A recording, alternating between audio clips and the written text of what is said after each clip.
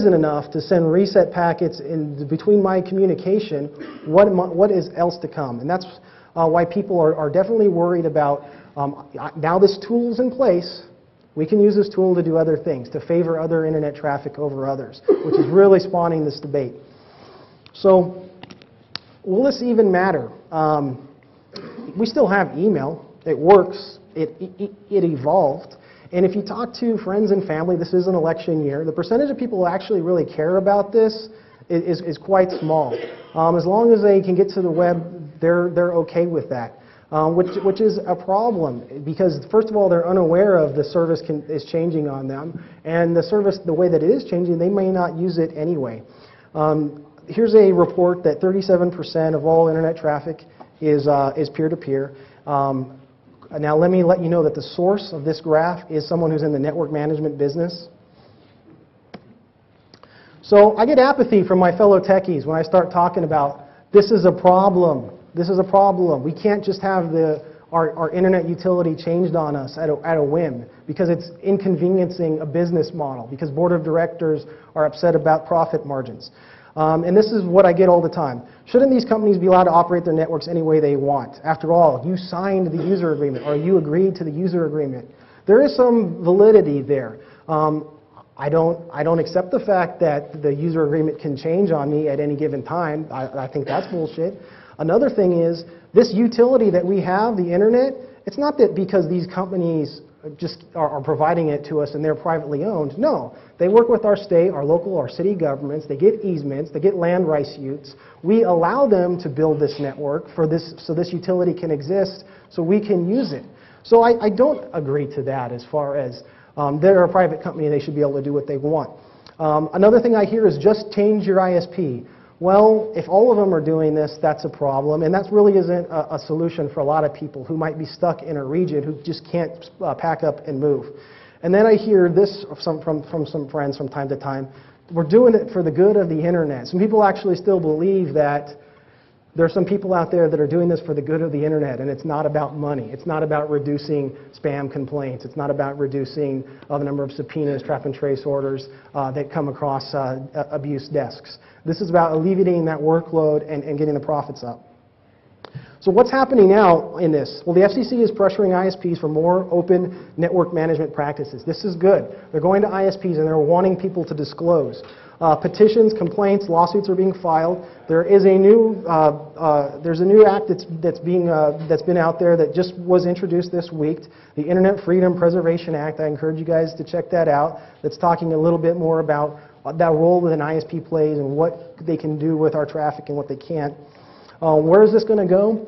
More lawsuits. A question you got to ask yourself: is it really a good idea to have the federal government involved here? What could that also do to the internet? Maybe just applications will evolve. If you want Usenet and you go to GigaNews to get an account, you can get Usenet over SSL. Well, why are they doing that? Because some ISPs are filtering that Usenet traffic. And if you tunnel or encapsulate it in SSL, you get around those filters. This is a cat and mouse game. As we speak, a Slashdot headline today is that BitTorrent clients are being improved with encryption keys and things to thwart this latest this latest movement here. And what's eventually going to happen, because we have history, we saw what happened with spammers, is eventually a user is going to be sued or they're going to go to jail for this. And it's going to be some lawsuit brought by a cable company that says, Joe User was circumventing filtering technology and causing a network service disruption for my entire region. And somehow they're going to get a lawyer to equate that with cracking, and some dumbass judge is going to believe that circumventing this filtering technology is cracking, and someone will go to jail. That's one way that this might happen. No, what's going to happen is the filtering is going to get better, so they'll be able to do it real time, and it won't be circumventable. Yeah, or we'll just put it in the terms of service. You can't do this anymore. Look at the IP multimedia subsystem, and essentially you've got the way VoIP works today. They could implement the system, and they'll have to because they'll be doing the voice over IP, and they'll be doing the video streaming. They'll have to have filters in line that will open ports to allow that traffic through. So then they can just put that control on everything. And you don't go to a website unless you tell their server you want to go to a website, and it approves that as part of your policy. Absolutely. They can just put it in the terms of service that you can't even use these technologies anymore. Or if you do, you have to subscribe to installing this application on your computer or whatever it is. I mean, we don't know what it will really evolve to right now. So we've let things slide in the past. Our internet's changed on us. We haven't really complained that much. This particular issue is something that we're re-energized about. Oh my God, they're sending these reset packets. So we have another chance here to maybe get something done about it. What we want to happen is more disclosure or full disclosure of any network management practices and a better notification process if your internet utility provider decides to change the service on you. We want people to be better informed of what their ISP is doing and what these practices are, because you need that information before you commit to service. Because if someone does have a choice right now and they are concerned about this, they need to have real information about, this is what my ISP filters, this is what my ISP blocks. Maybe I want a FiOS connection instead. So, questions and answers. Some sites worth visiting. Where does V6 fit into the cat and mouse game? The question was, where does IPv6 fit into the cat and mouse game?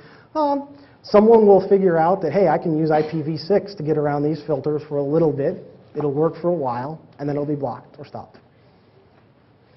You use the term utility for ISPs, and I agree with you. I think of them as a utility. Right. So do you think that it will move to that they will be formally declared utility, opening up the government regulation, the state regulation, like they do for other utilities?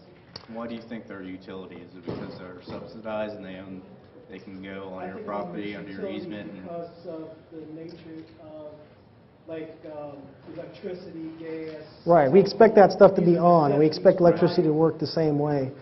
I think of them as a necessity. I need the electricity. I need the telephone. There's a lot of money being made off of this service.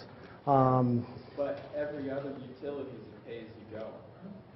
That's another thing. You don't have unlimited electricity. You don't have unlimited telephone unless you pay extra for it. You don't have unlimited gas. Excellent point. We may be paying for other classes of service. We may move to a model where you pay per byte. Question in the back.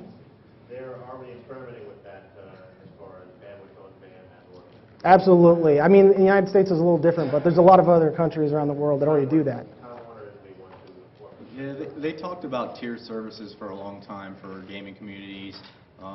The problem now is that they can actually, now they can actually force this on you.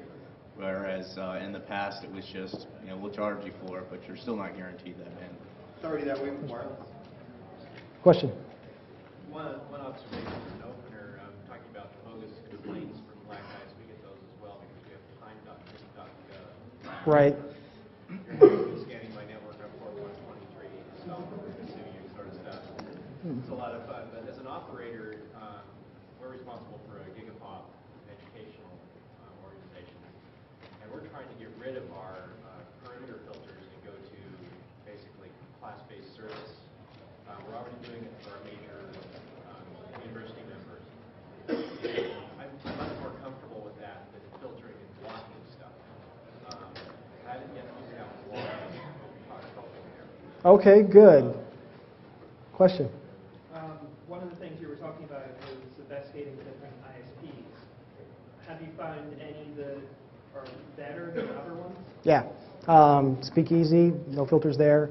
You pay for that, though. Exactly. It's crazy to me that some ISPs filter outbound. Residential FiOS does not. They do block port 80 inbound.